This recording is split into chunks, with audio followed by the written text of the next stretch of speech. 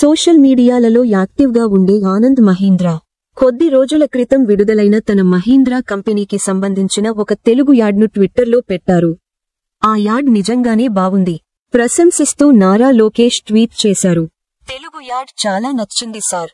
ఆంధ్రప్రదేశ్ మీ వాహనాలకు పెద్ద మార్కెట్. ఈ యాడ్ చాలా మందికి నచ్చుతుందని నేను ఖచ్చితంగా అనుకుంటున్నాను అని పేర్కొన్నారు.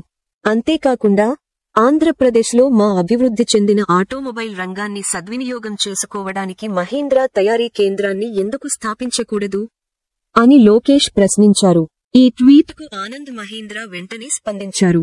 ధన్యవాదాలు. ఆంధ్రప్రదేశ్లో అనేక అవకాశాలు ఉన్నాయి. ఆంధ్రప్రదేశ్ ప్రయాణంలో మేము భాగస్వాములం కావడానికి గర్వపడతాం. మా బృందాలు ఇప్పటికే సోలార్ ఎనర్జీ నుండి సూక్ష్మ నీటిపారుదల, పర్యాటక రంగం వరకు వివిధ రంగాలలో చర్చలు జరుపుతున్నాయి. మన ప్రయాణం ఇప్పుడే ప్రారంభమైంది. ముందు ముందు ఏమి జరగనుందో చూద్దాం అని ఆయన రిప్లై ట్వీట్ చేశారు. సాధారణంగా ఇదే కోరుకుంటారు పెట్టుబడిదారులు. వెంటనే స్పందించే ప్రభుత్వాలు, నాయకులు ఉంటే తమ పెట్టుబడుల వలన నష్టపోయే అలసత్వం, ప్రమాదం లేని రాష్ట్రాలను ఎంచుకోవడానికి ప్రాముఖ్యతను ఇస్తారు.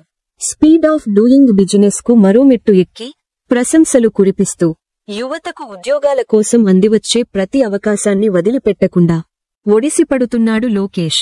తగ్గట్టుగా పారిశ్రామికవేత్తలు కూడా స్పందించడం శుభపరిణామం.